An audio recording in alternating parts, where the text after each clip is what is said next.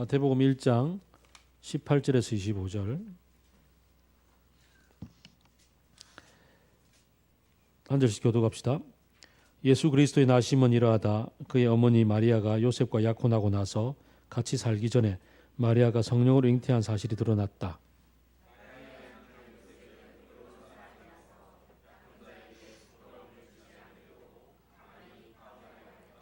요셉이 이렇게 생각하고 있는데 주님의 천사가 꿈에 그에게 나타나서 말하였다. 다윗의 자손 요셉아, 두려워하지 말고 마리아를 내 아내로 맞아들여라. 그 태중에 있는 아기는 성령으로 말미암은 것이다.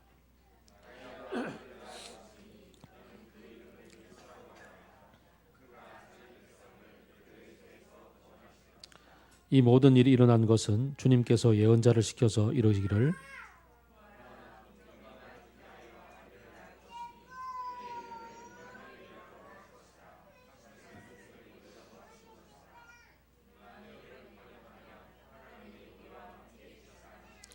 요셉은 잠에서 깨어 일어나서 주님의 천사가 말한 대로 마리아를 아내로 맞아들였다.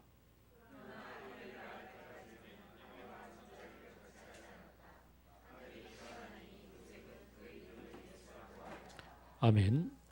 오늘은 우리 박주현 목사님 나오셔서 아래로 솟구치다 라는 말씀 들려주시겠습니다.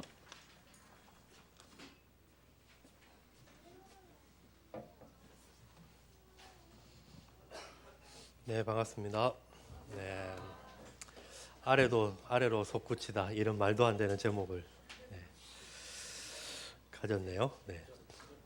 네, 표절입니다. 네, 중력의 법칙도 모르는 역설적인 제목이지요. 최근에 출간된 리처드 로어라는 분의 위쪽으로 떨어지다라는 제목을 카피한 겁니다. 책은 읽어보진 않았지만 이런저런 책의 내용들을 살펴보니까 한번 추락해 본 사람들, 실패해 본 사람들, 떨어져 본 사람들이 후반전 인생을 진정으로 살아낼 수 있다라는 책의 내용이었습니다. 읽어보진 않았지만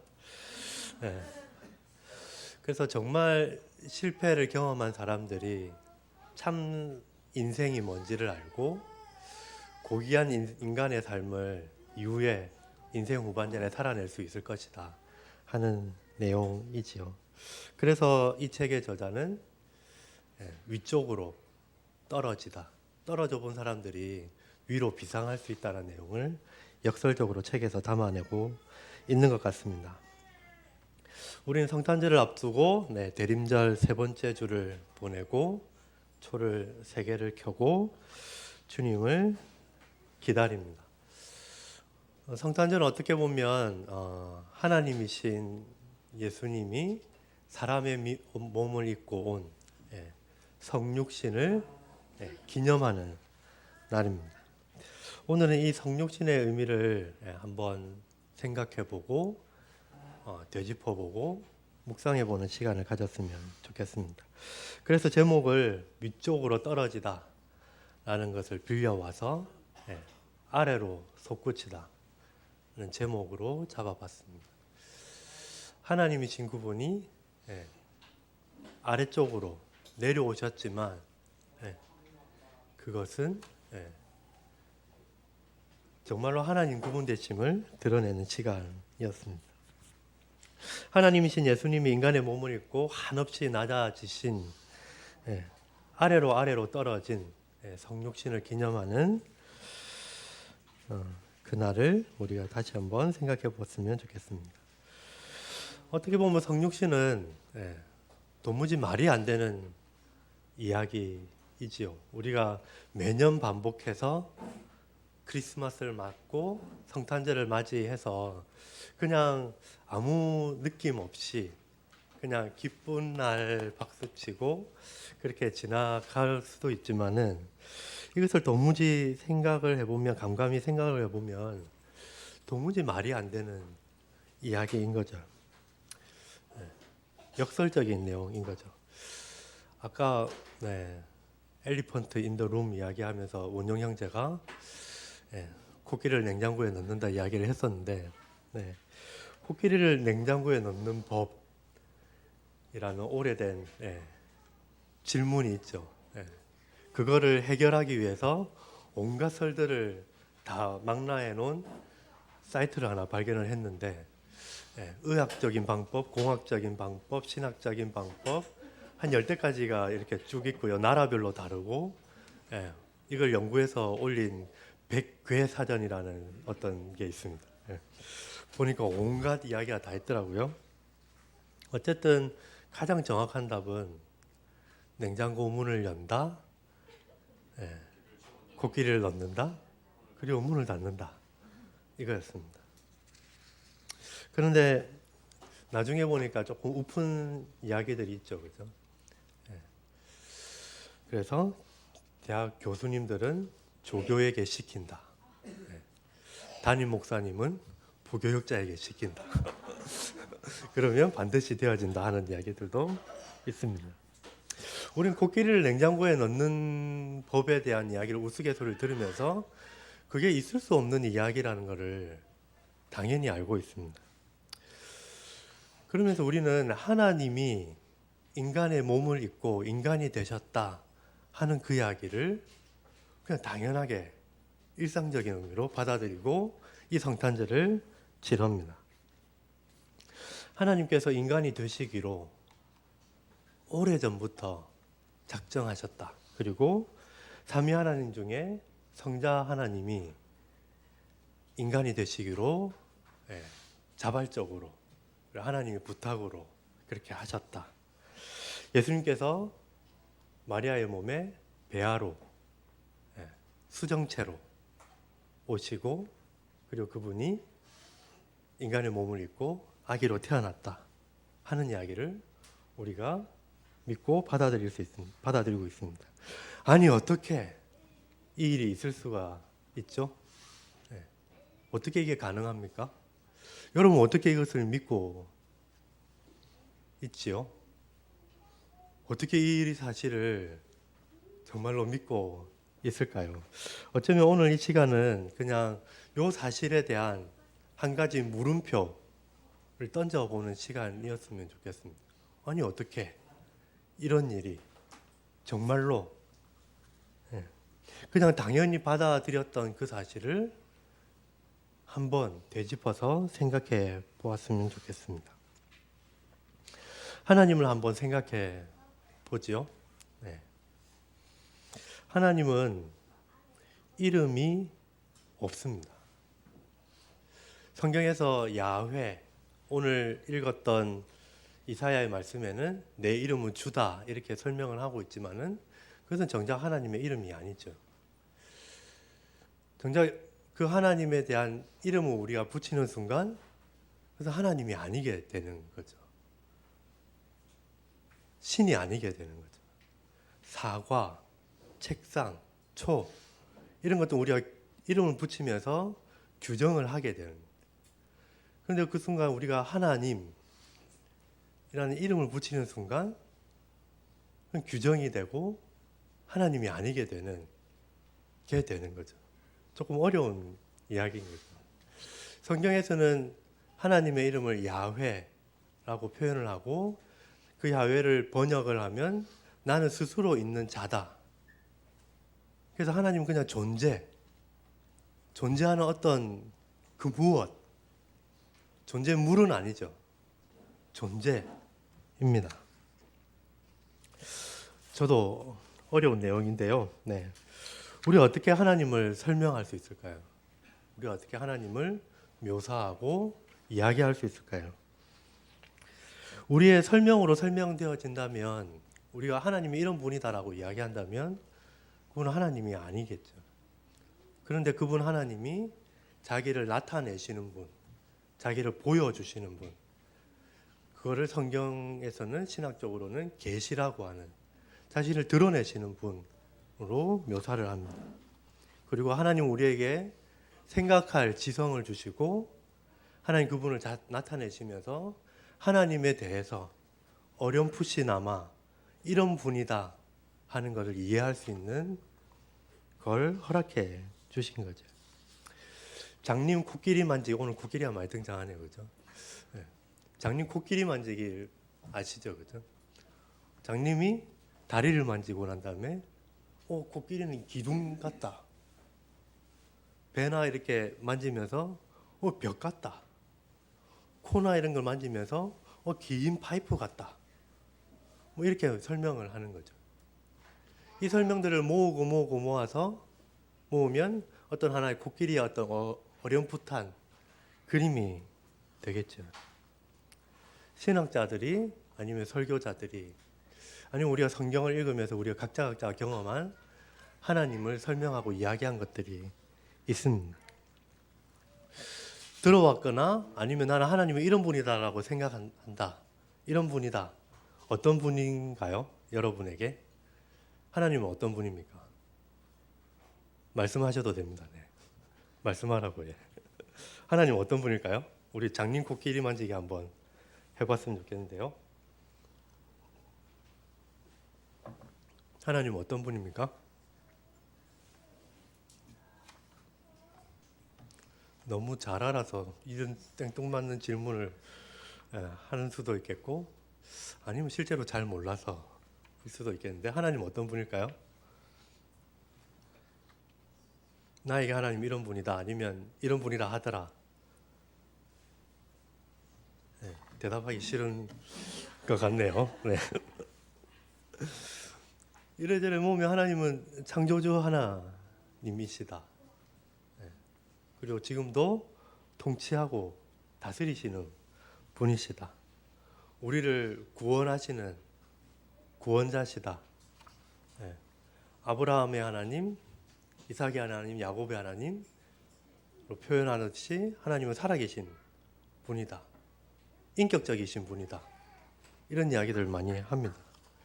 그리고 신론 이런 것들 막 하면서 공부할 때 하나님은 전지전능하다. 네. 모든 것을 알고 계시고 모든 능력을 가지고 계시다. 라고 이야기합니다. 그리고 영원하신 분이다. 무한하신 분이다. 네. 어떻게 설명할 수 없는 어떤 그분이 계시는 거죠. 하나님 사랑이시고 공의이시고 거룩하시고 그런 이야기들이 계속해서 나옵니다.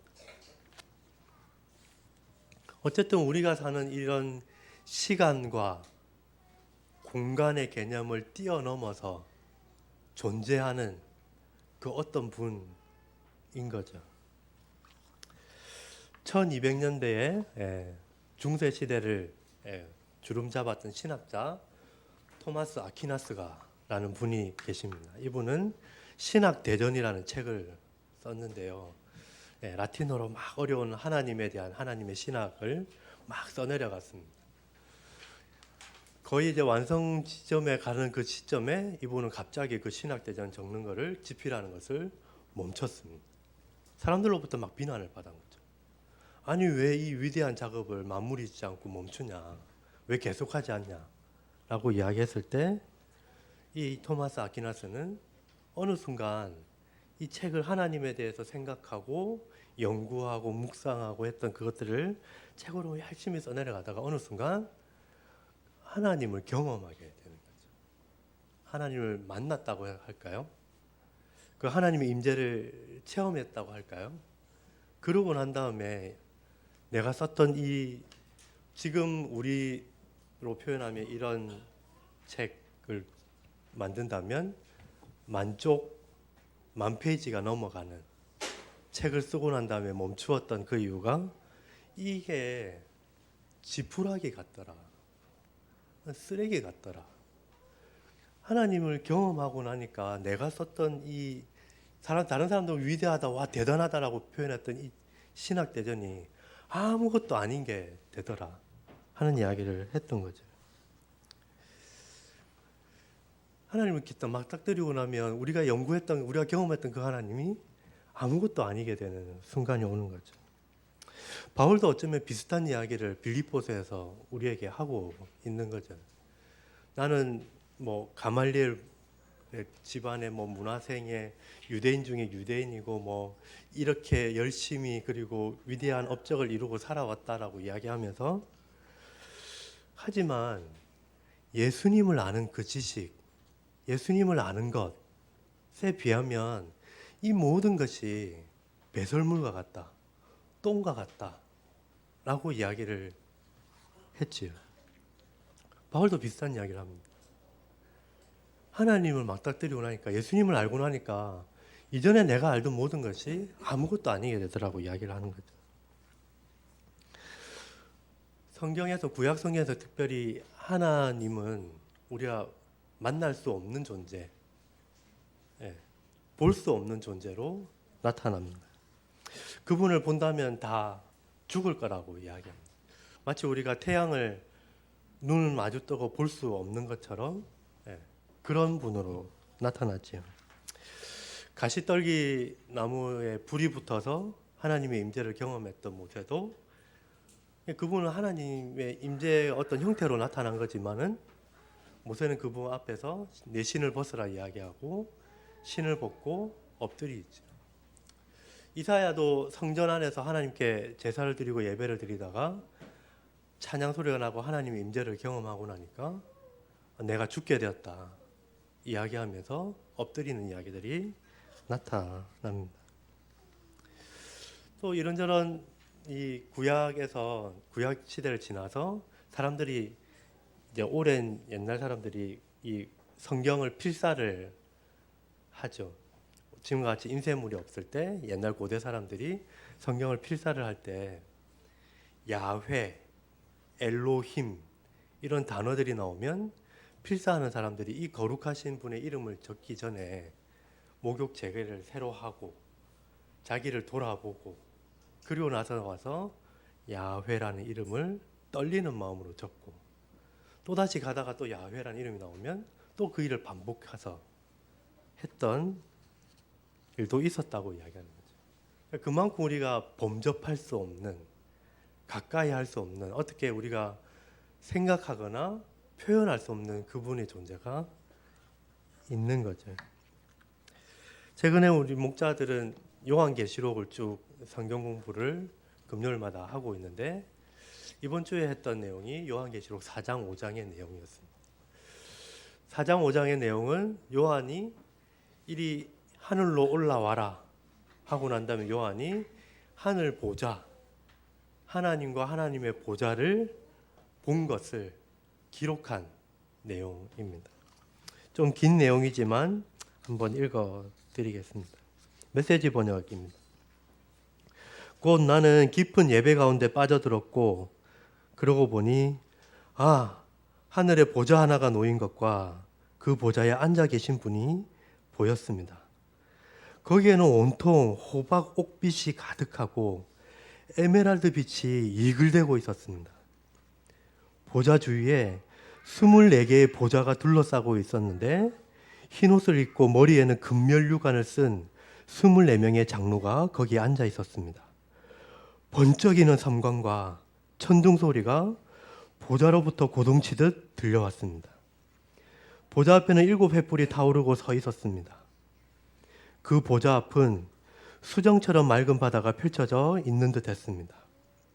보좌 주위를 돌아다니는 4 동물이 있었는데 온통 눈으로 가득했습니다. 앞을 보는 눈, 뒤를 보는 눈. 첫 번째 동물은 사자와 같고, 두 번째 동물은 황소와 같고, 세 번째 동물은 사람의 얼굴을 가졌으며, 네 번째 동물은 날고 있는 독수리와 같았습니다. 4 동물이 모두 날개를 가졌는데 각각 6날개가 달려 있었습니다. 그 날개는 온통 눈으로 가득했고, 그 눈들은 주위와 안쪽을 보고 있었습니다. 그들은 밤낮으로 쉬지 않고 찬송을 불렀습니다. 거룩하다, 거룩하다, 거룩하시다. 우리 주님 주권자이신 하나님, 전에도 계시고 지금도 계시며 장차 오실 분. 이 동물들이 보좌에 앉아 계신 분께, 영원무토록 살아계신 분께 영광과 존귀와 감사를 드릴 때마다 24 장로는 얼굴을 바닥에 대고 보좌에 앉으신 분 앞에 엎드렸습니다. 그들은 영원 무궁토록 살아계신 분께 예배했습니다. 그들은 보좌 앞에 자기들의 면류관을 벗어놓고서 찬송을 불렀습니다. 오 합당하신 주님, 그렇습니다.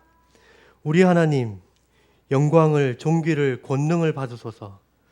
주님께서 만물을 창조하셨기에, 주님께서 원하셨기에 만물이 창조되었습니다.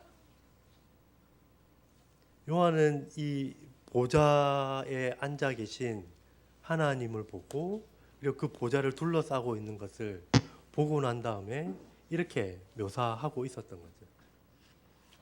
그런데 정작 요한은 보좌에 앉아 계신 분에 대한 묘사를 여기서 하지 못하고 있는 거죠.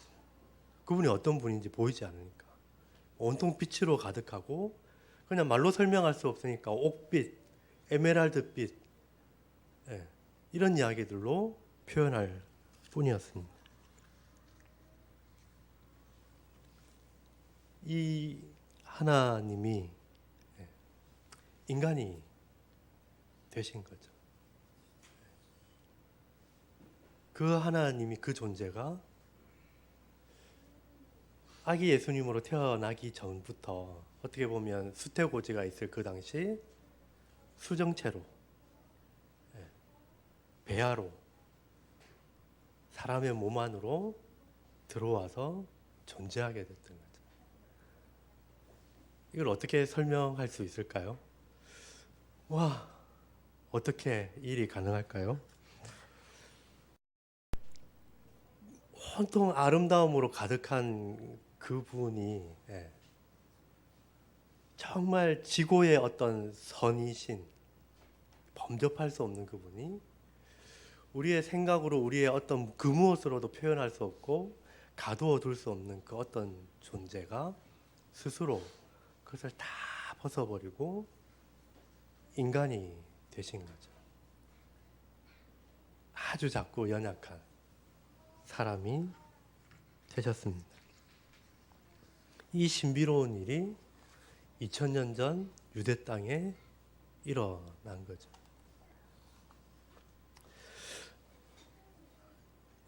이걸 어떻게 설명할 수 없는 거죠. 그냥 그 일이 일어난 것입니다. 한 번씩 비유로 설명은 했지만 하나님과 인간에 대한 재미난 한 가지 비유지요. 푸세식 화장실에 백열등이 있는데 그 백열등 주위로 9마리의 파리가 돌고 있는 거죠.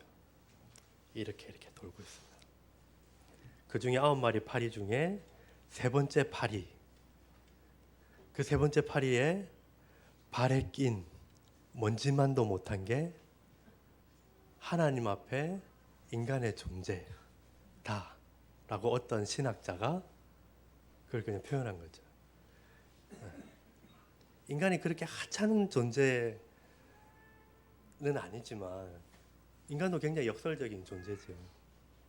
그렇지만 하나님 앞에서 인간이라는 그 존재가 이런 수밖에 없다고 이야기하는 거예요. 그냥 미루어서 생각할 때. 오늘 읽은 빌립보서에서 이 성육신은 말하면서 우리에게 이렇게 이야기합니다. 그분은 하나님과 동등한 지위셨으나 스스로를 높이지 않으셨고 그 지위의 이익을 고집하지도 않으셨습니다. 조금도 고집하지 않으셨습니다. 때가 되자 그분은 하나님과 동등한 특권을 버리고 종의 지위를 취하셔서 사람이 되셨습니다. 그분은 사람이 되셔서 사람으로 사셨습니다. 그것은 믿을 수 없을 만큼 자신을 낮추는 과정이었습니다. 그분은 특권을 주장하지 않으셨습니다. 오히려 사심없이 순종하며 사셨고 사심없이 순종하며 죽으셨습니다. 그것도 가장 참혹하게 십자가에서 죽으셨습니다. 그 하나님이, 그 신이, 그 어떤 존재가 사람이 되셨습니다. 사람이 집에서 키우는 반려견, 반려묘 너무 사랑해서 스스로 반려견이 되고 반려묘가 됐다고 하는 이야기보다 더 말도 안 되는 일이 일어나는 거죠. 설명하려 설명할 수 없는 일이 일어났고 그 신비를 우리는 받아들이고 그것을 매년 기념하고 생각하고 축하하는 자리가 성탄의 자리입니다. 여러분 이게 믿어지시는가요? 네. 당연시 받아왔지만 한번 이 사실 앞에 물음표를 가지고 곰곰이 한번 생각해 봤으면 좋겠습니다. 뭐 그럴 수 있지 라기보다는 정말? 어떻게? 진짜? 라고 생각해 봤으면 좋겠습니다. 그렇다면 하나님은 왜 인간이 되셨을까요? 왜 성육신이라는 그 신비로 이 땅에 사람의 몸으로 나타나셨을까요? 이해할 수 없는 그 일이 왜 일어났을까요? 어떻게 보면 굉장히 위험한 거지요. 수정체로 여자의 몸 안에 잉태된다는 것, 10달의 과정을 어떻게 될지 모르는, 임신하고 약 한 석 달 동안 굉장히 몸을 조심하는 기간들, 그 기간을 잘못 보내고 나면 때로는 아이가 유산되기도 하고 하는 그 위험들을 거칩니다. 그리고 갓난아기로 태어난다 하더라도 당시 뭐 의학이나 뭐 이렇게 발달했을까요? 많은 아이들이 어릴 때 죽거나 때로는 성경의 이야기처럼 헤롯이 갓난아이들을 죽였던 그 일들처럼 죽음의 위협들이 있음에도 불구하고 하나님은 이 위험한 일들을 감행하신 거죠. 어떻게 될지 모르는. 물론 하나님이 섭리하고 지키시고 보호하시지만 하나님은 그 위험 속으로 뛰어 들어오셨습니다. 자기를 비우고 자기를 벗어버리고 어쩌면 자기를 죽이면서 사람의 몸을 입으셨습니다. 왜 이 일이 일어났을까요? 단편적인 이유는 오늘 읽었던 마태복음에서 이 아이의 이름을 예수라고 하라라고 하는 그 이야기, 예수님의 이름에서, 그리고 이사야의 예언에 성취되었다고 이야기하는 임마누엘에서 찾을 수 있습니다. 가브리엘은 아들을 낳을 것인데 그 이름을 예수라 하라고 요셉에게 이야기를 합니다. 그리고 이 예수의 이름은 하나님 우리를 구원하신다 라는 뜻을 가졌습니다.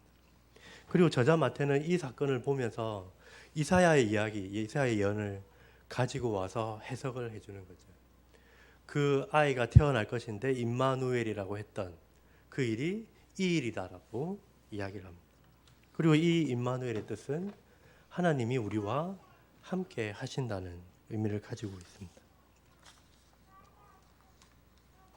하나님 우리를 구원하기 위해서, 우리를 구속하기 위해서, 우리를 새롭게 하기 위해서 인간이 되셨고 우리와 함께 하기 위해서 인간이 되셨습니다. 그럴 필요가 없는 그분이. 예수님의 이름의 뜻과 이사야 예언의 성취, 임마누엘의 뜻에서 이 성육신의 이유, 왜라는 의미를 단적으로 찾을 수 있겠지요. 하나님께서 우리를 구원하시고 함께하기 위해서. 그런데 하나님께서 왜 그렇게 하셔야 했을까요? 인간의 입장에서는 죄를 지은 인간인 거죠. 이 죄는 뭡니까? 하나님을 거부한 거죠. 도저히 범접할 수 없는, 아까 설명드린 대로 백열등 주위에 도는 세 번째 파리에 발에 낀 먼지만도 못한 이 인간이 창조주 하나님을 거부한 거죠. 거부하다 못해 스스로 하나님이 되려고 높아져서 하나님을 밀쳐내고 반역했던 이 인간을 하나님께서 구원하기 위해서 그런 인간을, 원수된 인간을, 어떻게 보면 이 원수를 씹어 먹어도 모자랄 만한 이 인간을 위해서, 구원하기 위해서, 함께하기 위해서 인간이 되셨다고 이야기합니다. 죄에 빠진 인간을 대신하기 위해서 하나님은 인간이 되셨습니다. 그래서 참 사람이 되셔서 우리가 죄에 직면하고 있는 유혹과 연약함을 모두 경험하셨습니다.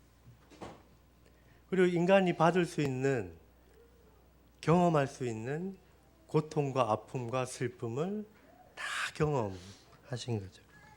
그래서 히브리서 4장은 이렇게 이야기합니다. 우리의 대제사장은 우리의 연약함을 동정하지 못하시는 분이 아닙니다. 그는 모든 점에서 우리와 마찬가지로 시험을 받으셨지만 죄는 없으십니다. 참 인간이 되셔서 인간이 겪는 모든 것을 경험하시면서 인간을 이해하고 고통을 알고 함께 아파하고 그런 하나님이 되기 위해서 그런 사람으로 나타나신 거죠.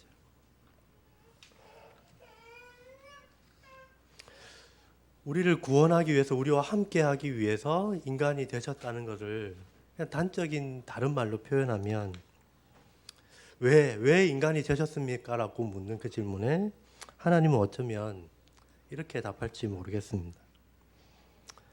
그거는 사랑 때문이다라고 이야기하실 것 같습니다. 로마서 5장에서 이렇게 이야기합니다. 그러나 우리가 아직 죄인 되었을 때에 그리스도께서 우리를 위하여 죽으셨습니다. 이리하여 하나님께서는 우리들에 대한 자기의 사랑을 확증하셨습니다.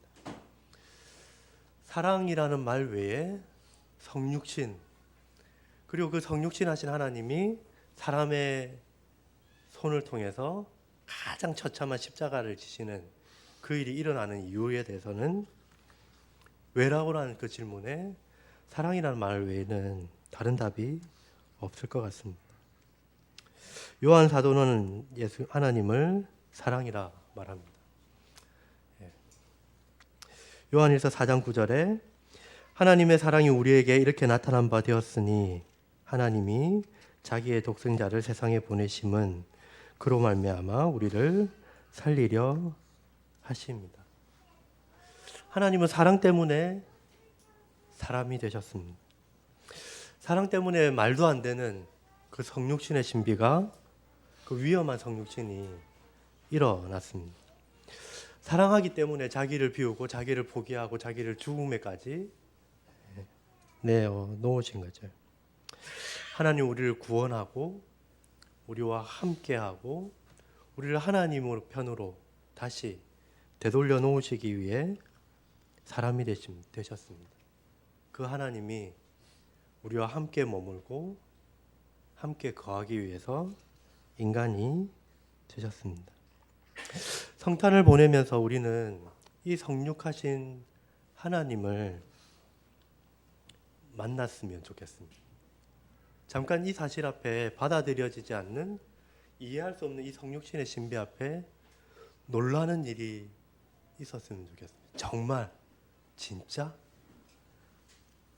그리고 그 일이 일어난 이유에 대해서, 그 하나님의 사랑이 정말로 우리에게 나타났구나 하는 것을 경험하고 깨달아 갔으면 좋겠습니다. 자주 가는 건 아니지만 캠핑을 가면 장작불, 캠핑 모닥불을 이렇게 피웁니다. 캠핑의 꽃이지요. 모닥불을 키워놓고 멍 때리기가 정말 좋습니다. 왠지 모르게 그 타오르는 불을 보고 있으면 마음이 굉장히 편안해지는 거죠. 그러면서 시간이 가면서 이 모닥불의 온기가 점점점 가까이 느껴지고 몸이 데워지는 걸 느낍니다. 가까이 훅 들어가면 손이 데이겠지만은 그 옆에 머물러 있으면 모닥불과 함께 나는 간데 없고 온기를 막 느끼게 되는 거죠.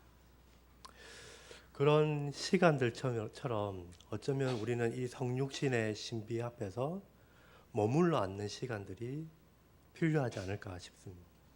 그냥 매년 지나가는 성탄절을 맞이하고 뭔가 행사를 치르고 찬양을 부르고 시간은 지나가지만 정작 이 성육신의 신비 앞에 마주 앉아서 시간을 잘 보내지는 못하는 것 같습니다.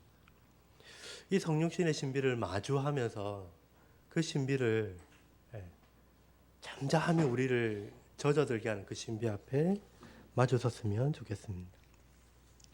지난주 어린이 성탄 설교를 막 준비하면서 어떤 한 설교를 자료를 찾다가 봤습니다. 마가복음에 나오는 이사야의 예언을 이렇게 땡겨와서 말씀했던 것을 본문을 가지고 설교했던 내용이었습니다. 너희는 주님의 길을 예비하고 그의 길을 곧게 하라는 본문을 가지고 높아진 것은 낮추고 패인 것은 메우고 그렇게 주님의 길을 닦아라 하는 본문의 내용이었습니다.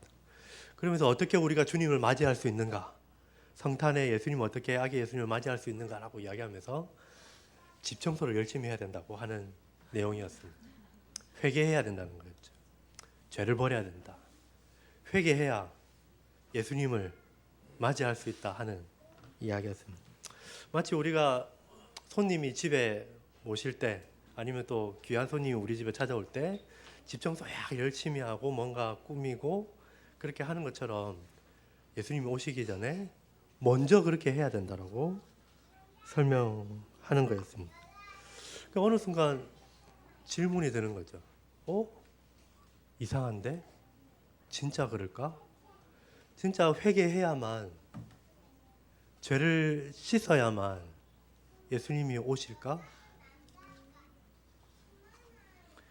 성육신의 신비를 마주하면서 이 말이 뭔가 이상하다는 것을 알게 되는 거죠. 어떻게 보면 회개는 은혜를 경험한 사람들의 반응이 아닐까요?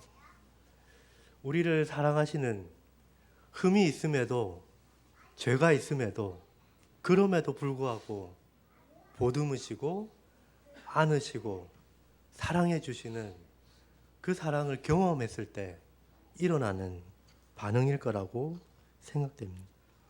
이미 죄인된 우리를 위해 십자가를 지신 예수님을 기억할 때 집으로 돌아오는 그 당자를 버선발로 뛰어나가서 안고 맞고 아무것도 묻지 않고 다시 집으로 들여보내서 잔치를 베풀고 가락지를 끼우고 새 옷을 입히는 그 아버지의 이야기 안에서 볼 때 회개는 은혜를 경험한 사람들의 반응일 거라는 거였습니다. 레미제라블에서 24651이 장발장으로 변화되는 그 과정은 은초대를 들고 달아났다가 그 은초대 하나를 더 주는 그 사제의 용서와 포용, 은혜 때문에 변화되는 과정을 맞이하는 것처럼 우리에게 회개가 일어나는 과정은 그 은혜를 경험할 때걸 알게 됩니다. 우리의 이 은혜를 알게 될 때, 이 하나님의 사랑을 마주하게 될 때 우리가 가지고 있는 방어 기제가 해체가 되고 하나님 앞에 한 걸음 나아가서 엎드리게 되는 거죠. 이미 하나님은 원수된 우리를, 죄인된 우리를 그런 우리와 함께 하기 위해서 사람의 몸을 입고 오셨습니다. 우리를 구원하시고 우리와 함께 머물기 위해서 사람으로 오신 거죠. 아픈 사람에게 의사가 필요하듯 죄인에게 예수님이 필요했던 거죠. 대림절 세 번째 주를 지나고 있습니다. 다음 주면은 우리는 바쁜데 수련회를 합니다. 사경회 수련회를 사경회를 합니다. 바쁜데 사경회를 맞이하고 이런저런 말씀을 듣고 가면서 우리는 성탄의 신비에 더 젖어들었으면 좋겠습니다. 남아있는 한 주간 아니면 이 바쁜데 사경회를 지나는 그 기간 동안 우리에게 찾아오신 사람의 몸으로 오신 그 하나님 앞에 참 머물면서 놀라기도 하고 그 사랑에 감격하기도 하고 젖어드는 시간들이 우리에게 있기를 바랍니다. 오늘 주보에 나와 있는 마지막 밑에 구절을 다 함께 읽고 말씀을 마무리하겠습니다. 읽겠습니다. 성육신하신 하나님의 아들이 십자가에서 죽는 것을 바라볼 때 당신이 가장 강력하게 생각해야 할 것은 그것이 하나님이 누구신지를 진정으로 보여준다는 것이다. 그분은 자신을 희생하는 사랑의 하나님이시다. 그래서 오늘의 제목은 아래로 솟구치다. 하나님이신 그분이 아래로 한없이 떨어지셨지만 그 떨어지시는 그 이야기를 통해서 하나님의 사랑이, 하나님 그분 되심이 극명하게, 분명하게, 온전하게 나타나신 날이 성탄의 날입니다.